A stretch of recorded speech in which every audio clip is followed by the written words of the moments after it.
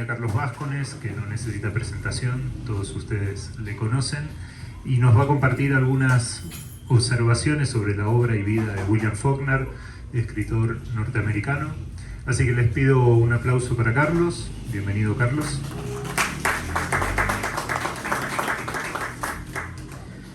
Buenas noches a todos ustedes, amigos, a mi familia, a mis hermanos, mi cuñada, mi sobrina. Gracias, Germán, siempre por acoger estas iniciativas. Aquí veo caras muy familiares, caras conocidas de muchos años, muchos amigos dentro de la órbita artística, intelectual, literaria. Muchas gracias de verdad por estar aquí. Bien, empiezo con algunas ideas que he pensado en las últimas semanas. Primeramente, voy a ser un poco confesional en este sentido, de decirles que pensaba preparar un texto para la ocasión. Sin embargo, también he notado, dada mi historia haciendo este tipo de intervenciones, que a veces el texto resulta un poco cansino por el mismo tono que una persona puede adoptar, y porque pierde algo de lo anecdotario, de lo anecdótico, que es lo que de verdad creo yo que atrapa un poco la atención de las personas. Estoy casi seguro que la parte anecdótica, que la parte en la cual nosotros somos un poco más nosotros mismos y hacemos que lo demás también se haga una parte nuestra, es lo que más nos interesa de un tipo de charla, conferencia o ponencia o algo similar. Así que planteé esto desde esta perspectiva. La primera, la confesional, la anecdótica, que es la de decir cómo llegué a William Faulkner y por qué el interés que he tenido desde hace muchos años de hablar acerca de este escritor de New Albany, Estados Unidos. En primer lugar, yo ya sabía de la existencia de Faulkner indirectamente, como creo que casi todos los que nos involucramos en el mundo de la literatura, tanto de la lectura cuanto de la escritura. Sabía desde aproximadamente mis 16, 17 años que existía un señor que había escrito unas obras tales como El sonido y la furia, Absalón, Absalón o Mientras agonizo. Sabía de esa existencia. Sabía cuál era la importancia que le dio el mundo literario latinoamericano, sobre todo con el boom. Escritores como Onetti, como Gabriel García Márquez, como Pedro Páramo, como Carlos Fuentes, se vieron sumergidos en la obra de Faulkner y declararon públicamente que ellos posiblemente no hubiesen llegado a ser escritores de no darse la influencia y la existencia de Faulkner y su obra. Cuando yo leí este que traje acá, pensé mucho en qué traer. Cuando leí El sonido y la furia en esta edición, hará 25 años, 26 años, no estoy seguro, yo la primera impresión que tuve fue de que me habían estafado, de que este libro era un libro equivocado, de que alguien donde compré en una librería de viejo, en una librería de libros usados, me había visto la cara.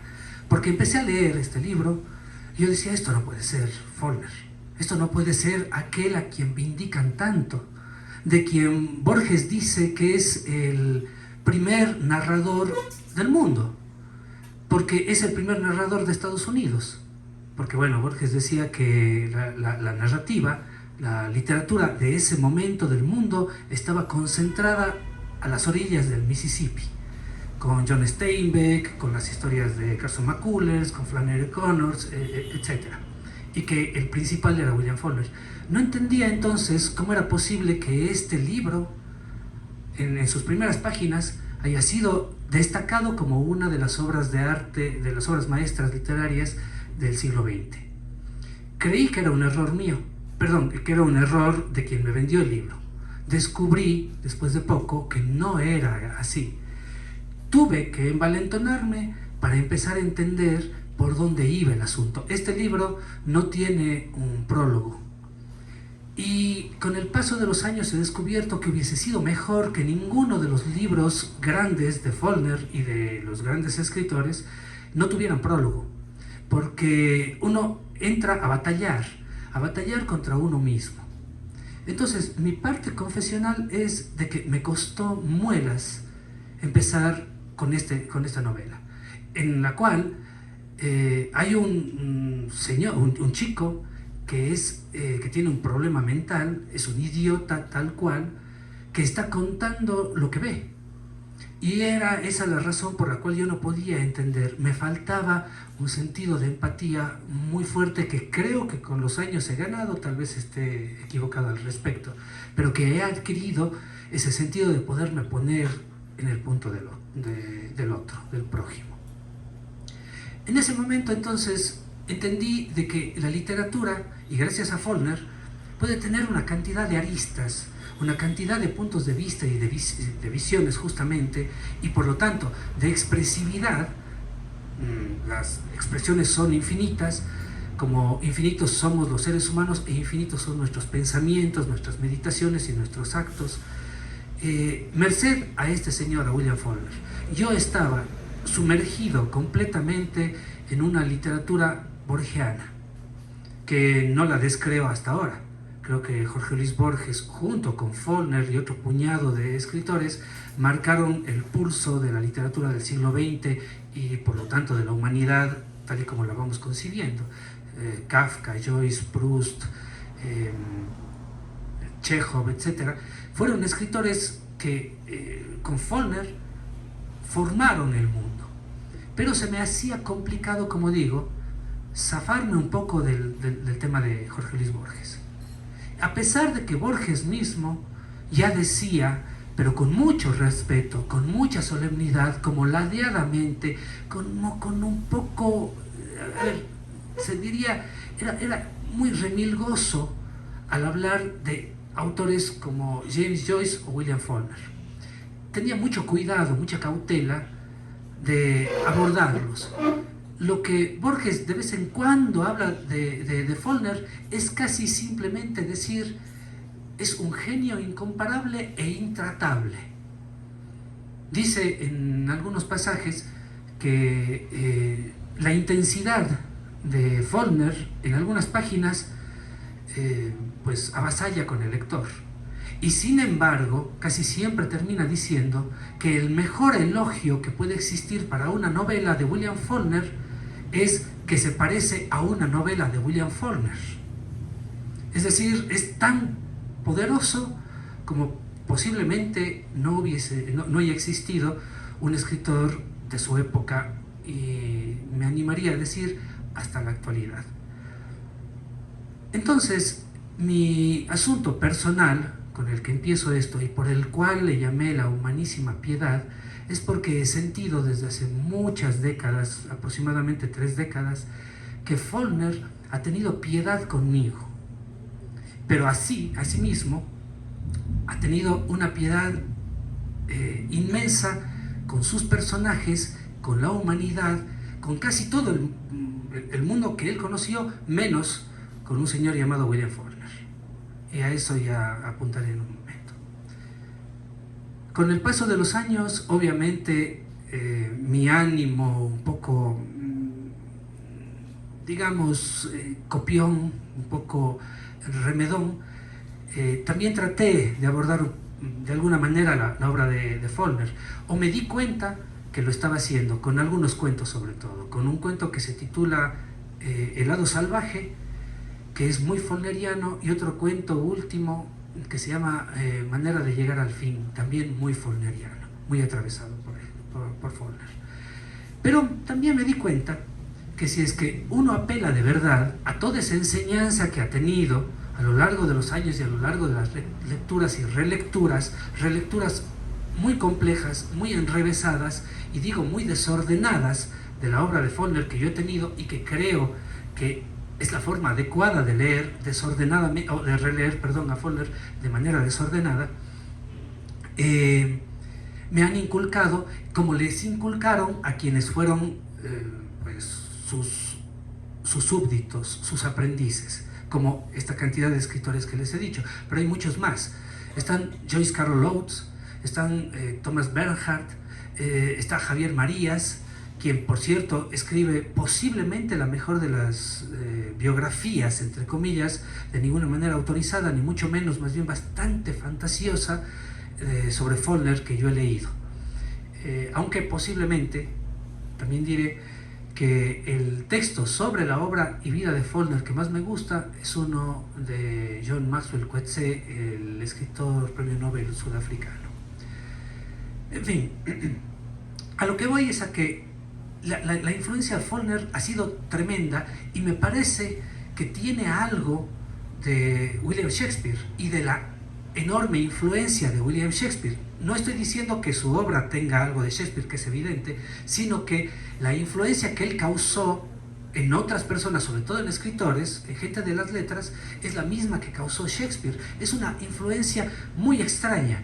No es una influencia de estilo, del cual el propio Faulkner descreía en cierta medida, aunque él tenía su estilo, obviamente.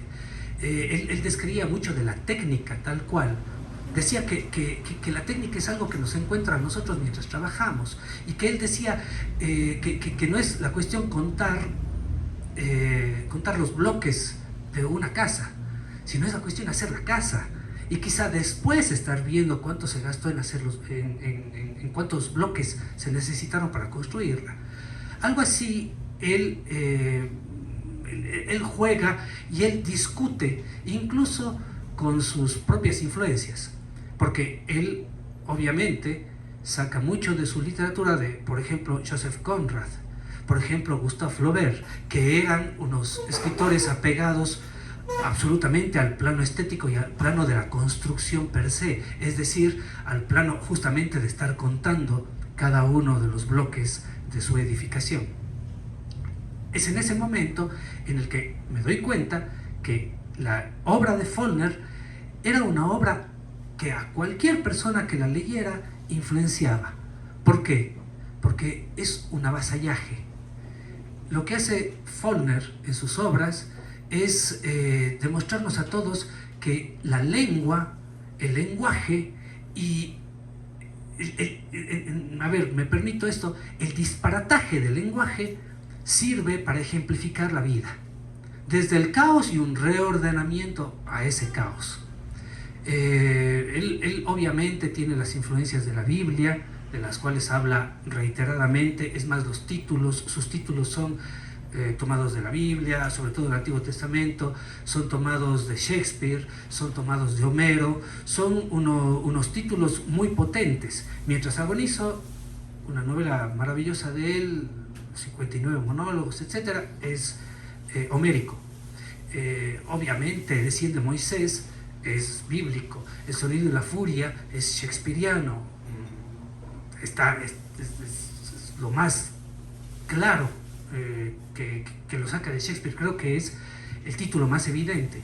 En fin, todas sus obras están atravesadas por sus lecturas, y sus lecturas son unas lecturas complejas. Él decía que no leía a escritores de su época, no leía a escritores modernos. Él necesitaba leer a los clásicos y revisar los clásicos y volver sobre los clásicos. Era su manera de ver el mundo desde ese punto de vista.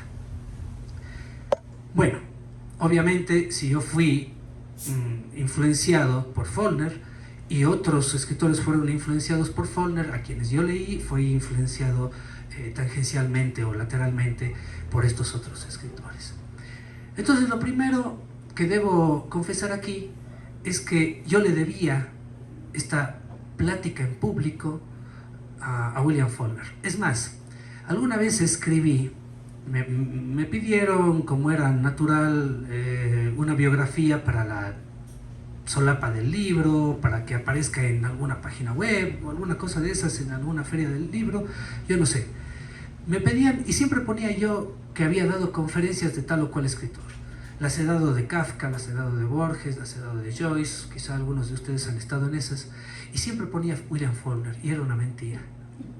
Yo nunca había hablado en público, salvo en alguna feria del libro de hace algunos años, sobre este escritor.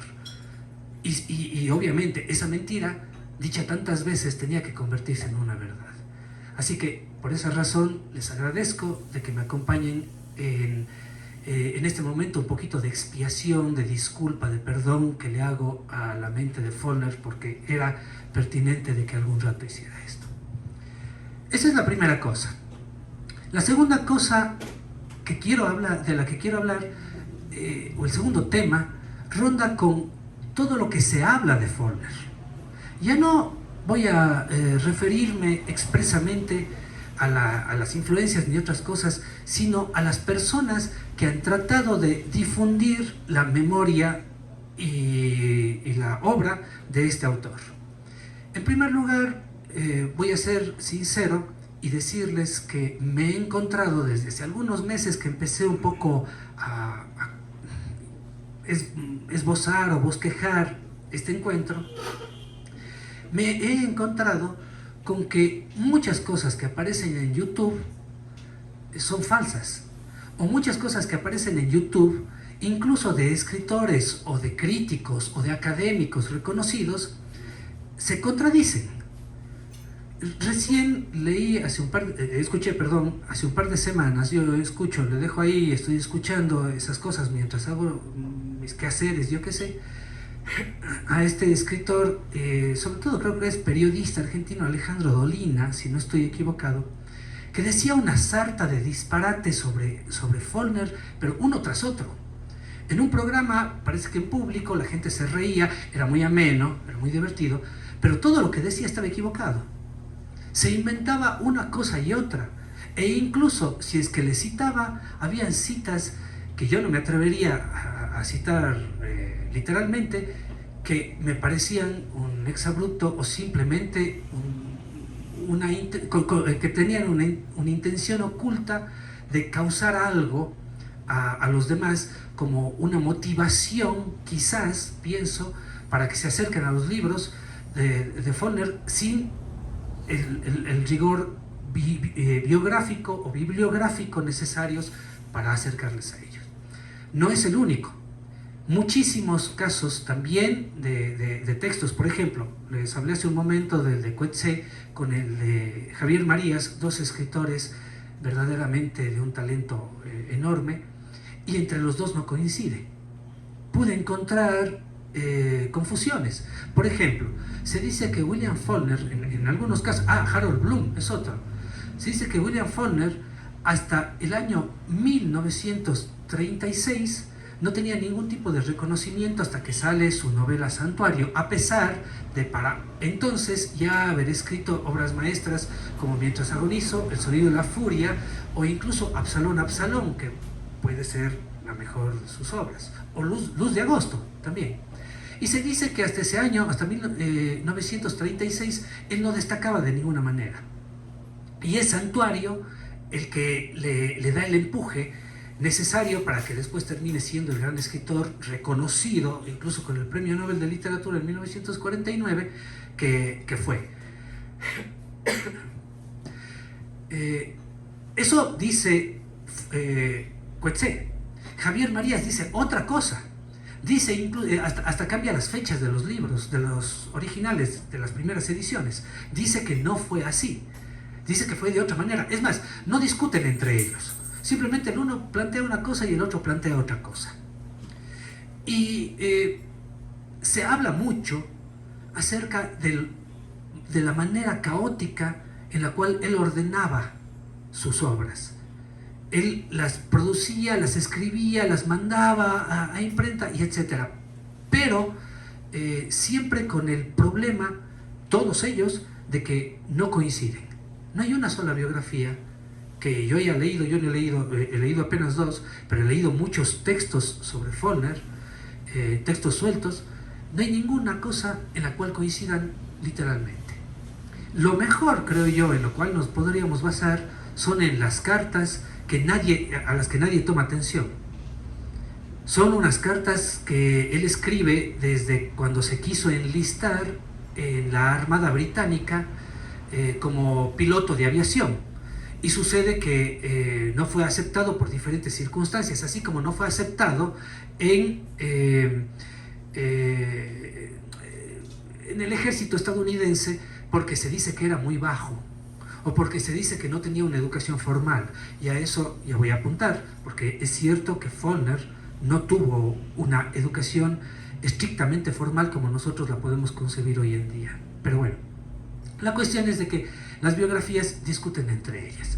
Y eso me ha generado a mí una discusión conmigo mismo, mental, continua, de cómo hay que plantear esto. Es que hay muchas versiones de William Faulkner y de cómo llegó a ser el William Faulkner que nosotros conocemos y reconocemos como el gran escritor que es. Hay muchas versiones. Y de ahí me doy cuenta de una cosa. De ahí saco ya un poquito, enlazo con el tema crítico. Por ejemplo, en este libro cuenta 4 versiones de un mismo hecho, mirado por diferentes personas. Entonces me doy cuenta, y bueno, y eso se sucede en la obra de William Faulkner, y por eso también resulta un poco pesado, cansino, etc. Pero son muchas versiones de lo mismo, de cómo lo ve una persona, cómo lo ve otra persona, cómo lo ve otra persona, al mismo suceso.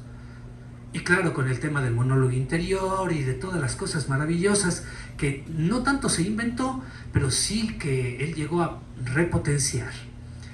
Eso de cómo veo esto, que hoy en día no pasa nada. Vemos una película con muchas versiones de un asesinato y más o menos surge de la literatura de William Faulkner. Más o menos porque parece que hay algunos antecedentes al respecto, sobre todo en la literatura policial, en algunos libros ingleses. Entonces, estoy tratando de emparejar, de empatar el hecho de que Faulkner haya terminado escribiendo varias versiones de una misma historia con el hecho de que la humanidad esté escribiendo y reescribiendo varias versiones de quién fue William Faulkner. Y que quizá a William Faulkner le agradaría un poco, aunque esto entre nos, y así en secretito, él era un cascarrabias tremendo. Aparentemente, ya en su biografía, de la cual hablaré muy poco en un momento, en su biografía no parece que era un hombre extremadamente alegre, no parece que le interesaba, es más, lo dice en una entrevista a la Paris Review, que posiblemente sea la mejor entrevista que yo haya leído, hay algunas que son geniales, al propio Borges, a Nabokov, a Burgués, de la Naranja Mecánica, en fin, a Kerouac también le entrevistan y son fantásticas, pero en la entrevista a Faulkner no demuestra un apego hacia la alegría, hacia la dicha, pero tampoco se desapega totalmente de la felicidad. No está en ese sentido, él está indagando en la vida por otros lados. Perdón que haga esta digresión, que a Faulkner le hubiese gustado mucho, le gustaba mucho esto de volver y darse la vuelta, etc. Pero no está aquí hoy mi papá, casi intencionalmente no vino, la intencionalidad era mía, pero siempre que pienso en la biografía de William Faulkner pienso en él. Y me parece que tiene mucho de Faulkner, sin tener, no me importa decirlo, sin tener mayor idea de William Faulkner. Pero es esa vertiente tan instintiva, esa manera de ser tan propia, tan auténtica, que contradice un poco a la falsedad que estamos creando hoy en día y cada vez más hipócritamente en un devenir y en un jueguito maquiavélico que tenemos en el mundo hoy en día. Bueno, ese es un paréntesis, perdón. Bueno, decía entonces que ese es un detalle en el cual me he detenido, que es el hecho de las versiones. Es más, Faulkner se cuenta también, y él también decía, que él escribía una historia o escribía algo íntimo de un personaje y después él era así, él era múltiple, escribía una novela por aquí, una novela por acá y un cuento por acá. Y que escribía una página y no sabía cuál de estas incorporar. Entonces, de nuevo, hacía revisiones y versiones de las cosas. Por eso, posiblemente, casi todas sus historias estén enmarcadas en un territorio específico, que es Yoknapataupa County, y casi todas sus historias hablen de las mismas familias. Por ejemplo, el coronel Sartoris, que es famosísimo, aparece muchas veces, hasta en cuentos posteriores en los cuales se habla de un tal coronel Sartoris, como el famosísimo cuento Una rosa para Emilia, en el cual simplemente se menciona en un par de líneas de que el coronel Sartoris le había exonerado a Emily, de pagar los impuestos en el pueblo. Eso es todo lo que se dice, pero siempre está apareciendo por ahí. Y eso, ya vamos por el aspecto biográfico, tiene que ver un poco con la vida de él. Y aquí, de nuevo, la digresión. Voy a hablar sucintamente sobre la vida, sin entreverar mucho. Voy a tratar simplemente de ser sucinto y de lo que considero yo que es cierto de Billy Faulkner. Primero, él proviene de una familia alguna vez poderosa, entre comillas, porque viene de la milicia de New Albany en Estados Unidos. Nace ahí, pero sus padres ya no son pudientes, no tienen ciertas facilidades, etc. Pero él se va criando como una especie de autodidacta, pero mal. Por ejemplo, fracasa en los estudios, no acaba la instrucción escolar. Es más, aparentemente ni siquiera entra al colegio, o entra y está un breve tiempo, no mayor cosa.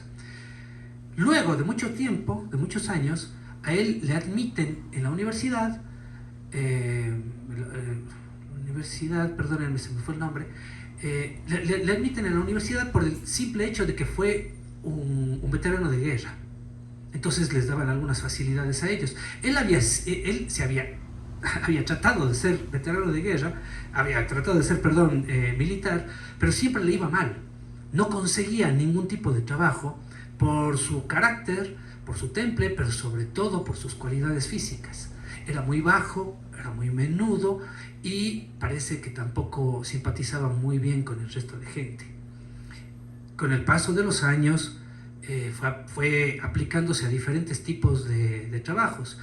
Se dice que fue desde pintor de fachadas de casa hasta administrador de burdeles, que alguna vez le preguntaron en esta entrevista misma de Paris Review cuál es el trabajo ideal que recomienda a los escritores, y él dijo administrador de burdeles, porque primero decía se trabaja de noche, después estamos ahí siempre codeándonos con la policía, pero aprendiendo de ellos. Después las mujeres siempre son cordiales con el administrador. Entonces uno encuentra muchas facilidades y tiene la mañana, que siempre la aplicó, siempre la dedicó para la escritura, por Sherwood Anderson. Pero bueno, y decía, las mañanas son para escribir. Algunos amigos escritores que conozco efectivamente dicen que se levantan muy temprano y se dedican a escribir mucho tiempo durante las mañanas. Mario Vargas Llosa decía lo mismo, José Saramago decía lo mismo, que se ponían un régimen de escritura de tal hora a tal hora. Parece que Faulkner era así, empezaba a escribir según la leyenda, hay mucho de leyenda aquí, ¿no? A las 8 de la mañana, y a las 12 su esposa le servía el primer whisky, porque él decía que para escribir se necesita inspiración, cometido una blasfemia. No, él despotricaba contra la inspiración, decía que la inspiración no existe. Trabajo, movimiento, decía, que eso es algo también que habría que evaluar mucho. Decía que movimiento, mucho tabaco y siempre un poco de whisky. Obviamente él fue un alcohólico y de alguna manera digamos que terminó sus días bajo esa condición. Pero bueno, él viajó mucho, estuvo en Europa, estuvo en el París de los 20, ese París de la fiesta intelectual, artística, codeándose con algunos escritores, pero parece que tenía algún tipo de reservas y de miedos o de timideces.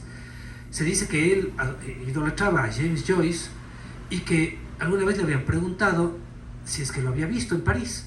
Y él efectivamente dice, sí, lo vi en tal café y no me acerqué al gran hombre, dijo. No pude, solo lo vi y empecé a temblar. era demasiado grande para mí. Y obviamente su obra terminó siendo muy influenciada, sobre todo por el Ulises de Joyce. Entonces, bueno, se codeaba ahí, pero se codeaba a cuentagotas porque tampoco tenía mucho dinero. Hay algunas cartas de cuando está en París que son maravillosas. Por ejemplo, hay una carta de, creo que de 1925, no estoy seguro el año, en la cual él hace, en pocas palabras, dice lo que debe ser un artista para él. Él dice que un artista de verdad es un artista de París que él conoce, que se va todas las mañanas a mirar a los patos y las diferentes aves en un parque de París. Y que ese señor solo contempla. Y que eso para él es un artista. Solo contempla, se la pasa contemplando. Algo muy parecido a lo que decía Borges sobre, digamos, su mentor de alguna manera, aunque tuvo algunos, Macedonio Fernández, que le gustaba mucho contemplar, mirar, apreciar y absorber eso, sin el ánimo de quitarle a lo otro, sino de simplemente empoderarse de algo más. Faulkner entonces tiene, en ese momento en París, es que empieza a construir de verdad una literatura, pero la construye de verdad cuando conoce a Sherwood Anderson, un escritor muy reconocido en Estados Unidos en su época, y que es quien le motiva a escribir incluso la primera novela, que de verdad le da el empujón prístino, el origen de todo. Parece que en algunas veladas de cantinas que se acababan, dice él, que eran 2 botellas que se tomaban entre los dos, pero que él bebía mucho más. Sherwood Anderson algún día le dice, pero tienes que escribir. Y él acoge la intención y empieza a escribir, y hasta se pierde. Hasta que un día de esos escribe La paga de los soldados, que aparentemente es su primera novela que termina, porque hizo otras previamente, pero no terminó. Acaba La paga de los soldados, y un día de esos aparece, después de algunas semanas, aparece Sherwood Anderson en su puerta y le dice, bueno, ¿qué pasó? ¿Por qué te has perdido? Y el otro le dice, estaba escribiendo, como tú me recomendaste. Y se mata de la risa. Y manda después Sherwood Anderson a un emisario a decirle a Faulkner de que le va a ayudar y le va a impulsar para publicar su primer libro con su editor, siempre y cuando no le obliga a leerlo. Le dice, si vos no me obligas a leer tu libro, yo hago que se publique. Y le publica. William Faulkner descreyó de este libro y de Mosquitos, que es su segunda novela. La historia, digamos, de la literatura más bien los ha vindicado, les ha devuelto un aire alto. Incluso tengo entendido, y aquí les pido disculpas, pero tengo entendido que Borges traduce mal La paga de los mosquitos al español, y posiblemente sea la primera traducción la que hace Borges, pero siempre dicen que es mala. Yo no he leído La paga de los mosquitos, les soy sincero, la paga de los soldados, perdón. Es creo que el único libro de Faulkner que no he leído, creo. Entonces, desde ese momento, Faulkner empieza a producir, pero empieza a producir mal. No le gusta lo que produce y la literatura no es recíproca con él, no vende sus obras. A tal punto que termina trabajando para Hollywood, bueno, entre otros muchos trabajos, como les dije hace un momento, termina trabajando para Hollywood haciendo guiones, sobre todo de novelas adaptadas al cine. Por ejemplo, la muy afamada novela de Howard Hawks, que se llama El sueño eterno, con Humphrey Bogart, basada en la novela de Raymond Chandler, que a mí me parece una maravilla, pero que Faulkner mismo descreía. Faulkner decía esas tonterías que hago. En fin, de ahí empieza. Después de este tiempo, Hollywood le da algo para sobrevivir, pero es un mal contrato. Empieza él a producir una literatura excepcional.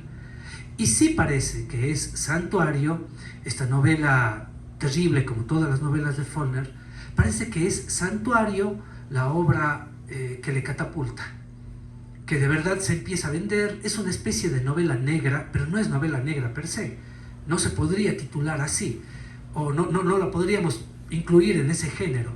Es una obra en diría que todos son malos, pero el más malo de todos es un señor llamado Popeye, que comete en el 6º capítulo una violación y bueno, la novela va por ahí de nuevo con el tema de las visiones, del tiempo regresivo, del cual Faulkner decía que el tiempo no debería importarle a un escritor, porque el tiempo no existe, para la literatura mucho menos. Faulkner era muy sentencioso, como digo, era muy cascarrabias y por lo tanto tenía un temperamento demasiadamente marcado. Y cuando respondía a algo, era incluso un poco cruel. A él le preguntaron alguna vez cuáles eran sus personajes de literatura favoritos, y todos sus personajes eran malos, excepto Jim de Huckleberry Finn, quien decía, este es el gran personaje. Jim es muy bueno, no el morenito que le ayuda a Huck y todas esas cosas. Pero él siempre se fijaba en los crueles, como su literatura y como creía que era la gente. Sus obras están signadas por personajes que si nosotros conociéramos posiblemente detestaríamos en primera instancia, pero que si conociéramos a profundidad, como lo hace Faulkner, tal vez terminaríamos sintiendo algo de entrañabilidad, nos terminarían hasta gustando, o por lo menos los terminaríamos entendiendo. Y he ahí la razón del nombre que lo pensé y repensé de esta conversación, la humanísima piedad. Porque lo que hace Faulkner es que es piadoso con absolutamente todos sus personajes. No juzga a ninguno ni a nadie porque sea un asesino, sea una mujer, perdonen que diga eso, pero es la verdad, en ese tiempo se daba mucho ese peso, porque sea un violador o porque sea un sacerdote. No juzga. A todos, de alguna manera, previamente los ha perdonado. Simplemente cuenta, simplemente nos está mostrando de una manera muy desnuda, muy descarnada, muy profunda, quién es este, que él no decía personaje, él decía esta persona. Es más, cuando también le preguntaron alguna vez que cuál había sido el alegato más sincero que he escuchado en una persona, él le citó a su personaje Lena de Luz de Agosto. Dijo, ella es la persona que más clara dijo la cosa y más clara la hizo. Lena es una chica que desde el comienzo de la historia lo que quiere es ser mamá. Eso, no quiere otra cosa.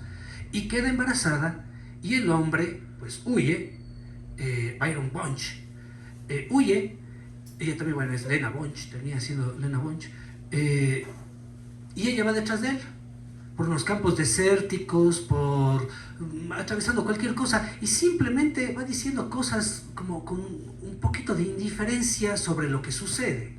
Un rato de esos dice, bueno, ya atravesé todo el condado.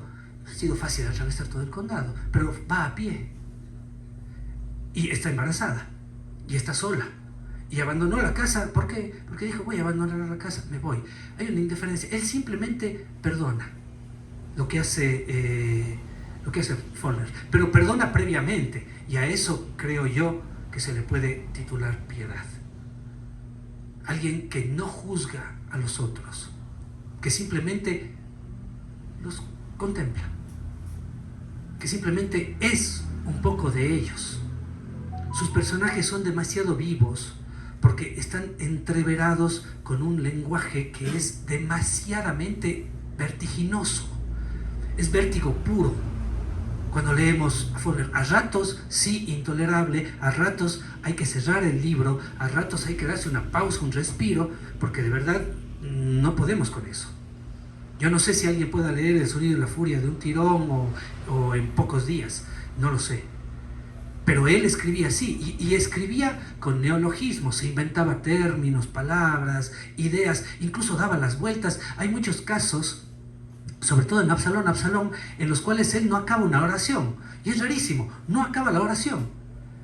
Pero después, si es que uno ya hace un análisis mucho más meditado, después las está acabando. Después las ideas las concluye. Porque él habla de un mundo circular. Si es que alguna obra, aparte del Ulises de Joyce, creo yo, que sería lenguaje puro, es Absalón, Absalón. En la cual todo se justifica mediante el lenguaje. Que la trama, si bien existe, es una trama que no le importa al propio autor. Le importan los personajes, el devenir del personaje, la condición humana y el lenguaje. Por lo tanto, o sea, todo eso de alguna manera entreverada, mezclada, hecha un cóctel. Y es entonces cuando nosotros nos encontramos con muchos retos. Los retos que Faulkner quizá no los quería plantear. Porque él dice, y esta es la pose del escritor tal cual, del escritor que simplemente quiere escribir por escribir, él dice que él no buscaba de ninguna manera el prestigio, que lo que quería era comer y quería pasársela bien de vez en cuando y tener una botella de whisky a la mano, que esa era su intención. Que luego se dieron cosas, coincidencialmente, pues en la vida pasa eso. Y que él haya llegado al premio Nobel, él dijo, yo llegué de coincidencia, y si no hubiese sido por su hija Jill, él nunca hubiese aceptado, él no quería aceptar el premio Nobel. Lo acepta y hasta lo acepta en una misión diplomática famosísima, se da un tour por Europa, y el muy afamado discurso de William Faulkner, que a todo el mundo descabezó, porque todos esperaban un discurso que medite sobre los temas muy importantes de él, que eran la sexualidad, la violencia, etc. No, él simplemente lo que hizo, Faulkner, fue coger el discurso, la posibilidad de ser premio Nobel y hablar sobre la compasión humana y sobre que posiblemente la compasión humana es la mayor virtud que nosotros tenemos. Algo que a todos dejó descentrados. No se esperaban eso. Porque claro, si es que uno lee las obras de Faulkner, es violencia. ¿Y por qué es violencia? También le preguntaron a Faulkner. Esto es muy violento. Usted se basa en la violencia, es su herramienta la violencia. Y él dijo, no, no es mi herramienta la violencia. A ver, para construir algo, un carpintero necesita un martillo, sí, pero no solo el martillo. Hay muchas otras cosas que están ahí y que nos sirven a todos nosotros. Yo me sirvo de la violencia, pero la gente se basa, se fija solo en la violencia. No se están dando cuenta del resto de circunstancias que le suceden a los personajes. Por ejemplo, hay mucha aventura. Él era un lector contumaz de Moby Dick, de Herman Melville. Era un lector contumaz de la Odisea. Era un lector contumaz del Antiguo Testamento. De Shakespeare, que es donde más habita la aventura, el viaje, el traslado, el ir de un lugar al otro, el enfrentarse con las adversidades, con los propios demonios y a veces perder también. Él no tenía ningún empacho en decir, no, simplemente mi literatura está atravesada por todas las emociones posibles. Que cada quien vea lo que quiere, pero la violencia está ahí. Y claro, si nosotros vamos a estos textos desde el Antiguo Testamento hasta lo más nuevo que él leía, que era posiblemente Herman Melville, todo está atravesado por la violencia. Todo está ahí sumido a la violencia.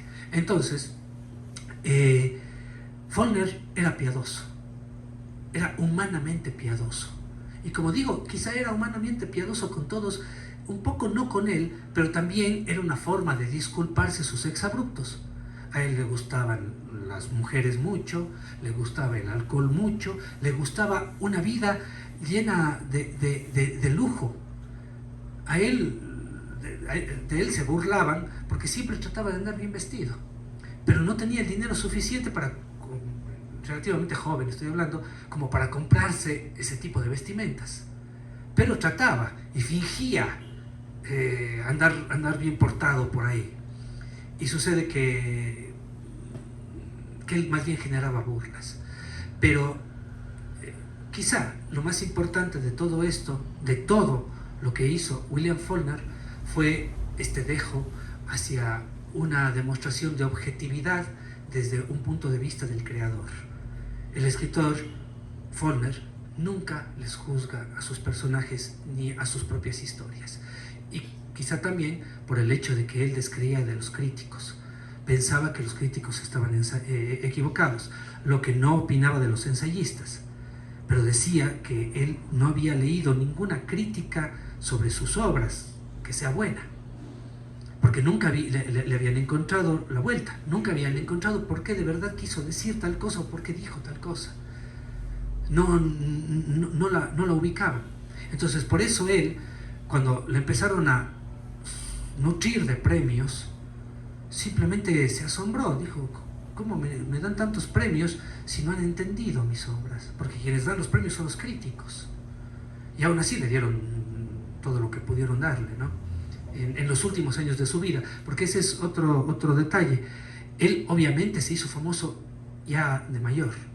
No lo logró siendo joven ni nada por el estilo. Germán me decía que para el afiche promocional de esto, él no encontraba ninguna foto que discuta con esta. Todas parecían tomadas el mismo día, las fotos de Follner. Y era simplemente porque Follner adquirió la fama ya entrado en años. Entonces, más o menos esto, para no agotarlos más, ya ha sido bastante, para no agotarlos más, es lo que quería plantearles sobre Follner. Más algunos detallitos que quizá convengan decirlos a la brevedad. La primera cosa sobre William Faulkner, y que a mí me llama muchísimo la atención, es el hecho de que él parece que no tuvo esa educación que les comentaba hace un momento formal. Esto se empareja con un tocayo de él, de 300 y pico años antes de que naciera él, con William Shakespeare, que siempre se ha dado la discusión de que como alguien que surgió de un pueblito inmundo como Stratford-upon-Avon pudo haber escrito Macbeth, el Rey Lear, Romeo y Julieta y todo lo que escribió Shakespeare. Siempre ha habido esa discusión, ¿cómo pudo hacerlo? Faulkner de alguna manera también se apega a ello y tuvo un detallito que Coetzee lo plantea muy bellamente, muy cursimente, porque dice, Faulkner no necesitó todo eso, sino necesitó un dominio del lenguaje.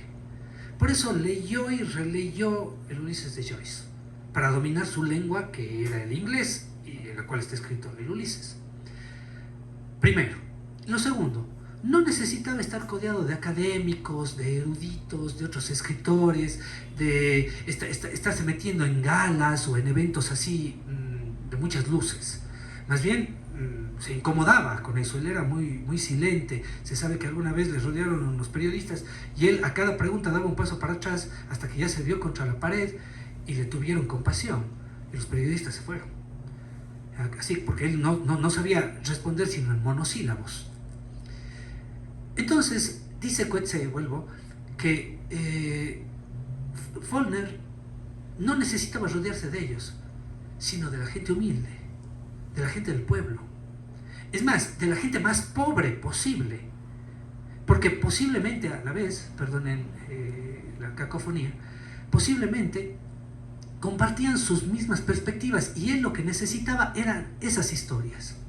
Él creó, este es el segundo punto que me parece muy importante para finalizar esto, él creó un condado imaginario, que es el condado de Yoknapataufa o Yoknapataufa County.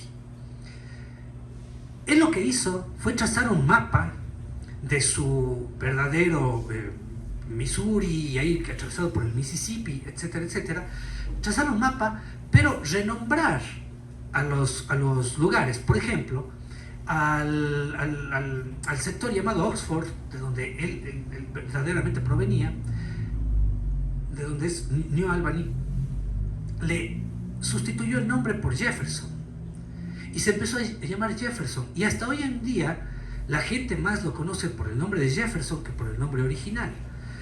Él lo que hizo fue más o menos acoger lo que Jorge Luis Borges, quien todavía no había escrito esto, dijo después en un microcuento que se llama El arte de la cartografía y que siempre lo estoy citando. Borges cuenta la historia de un pueblo que se adiestra tanto en el dibujo de los mapas, en hacer cartografía, que empiezan haciendo un mapa del propio pueblo pequeño y lo van creciendo, creciendo, creciendo, hasta que queda uno por uno. Es decir, el mapa está sobre la ciudad, tal cual. Lo que hizo William Faulkner fue poner Yoknapatawpha County sobre su condado real. Y ahí, sobre eso, crear una nueva realidad. Esa realidad que está llegando a ser, y creo que ya desde hace algún tiempo, más importante que incluso la historia de todo ese condado. Porque los libros de Faulkner, por supuesto, son más importantes que la historia de ese condado, a pesar de que la historia de ese condado haya sido una historia terrible. Pero lo que cuenta Faulkner lo cuenta con mayor gracia, con mayor astucia e ingenio, con mayor creatividad y con un trabajo férreo que tenía él, que se sentaba a escribir y a escribir y a reescribir, porque él decía que él reescribía. No le gustaba algo que había escrito, lo cogía, lo tachaba y lo botaba, y volvía sobre la misma idea hasta hacerla bien. Él dijo alguna vez que él no sabe si es que esto estaba bien escrito, y que él tenía la intención, después de ganar el premio Nobel, de reescribir El sonido de la furia. No lo hizo. Entonces, ese condado, Yoknapatawpha County, era una ficción que terminaba convirtiéndose en la realidad, o que era tan fuerte como la realidad. Alguna vez al escritor británico Gilbert K. Chesterton, muy católico, creo que es el escritor que mejor ha planteado una defensa del catolicismo de los que yo he leído, le preguntaron que por qué se dice que nunca la ficción va a superar a la realidad. Y él dijo, hay una sola razón, porque la ficción es contada por los hombres, pero la realidad es contada por Dios. Por lo tanto, nunca vamos a superar eso. En este caso, creo que la realidad faulkneriana sí puede estar haciendo un pulso, porque es terrible, es dramática, pero también es bella. Si uno lee Luz de Agosto, ni siquiera tiene que avanzar mucho. En los primeros capítulos, toda la crueldad que le sucede a Lena está embellecida por la piedad de quien la cuenta. Es absolutamente embellecida. Eso no quiere decir que estén eximidos los culpables de lo que le pasa a Lena. Simplemente es objetivo. Simplemente está limpio de esos ripios de la hipocresía o la subjetividad a la cual nosotros estamos sujetos. Lo que hace William Faulkner es crear y recrear un mundo que quizá nos haga falta entender para entender al prójimo. Pero a Faulkner, a final de cuentas, eso no le importaba. A Faulkner lo que le importaba, y con esto concluyo, era pasársela bien. Él decía, yo escribo como leo, y leo como miro a un pájaro. Me encanta hacerlo. Nada más. Muchas gracias.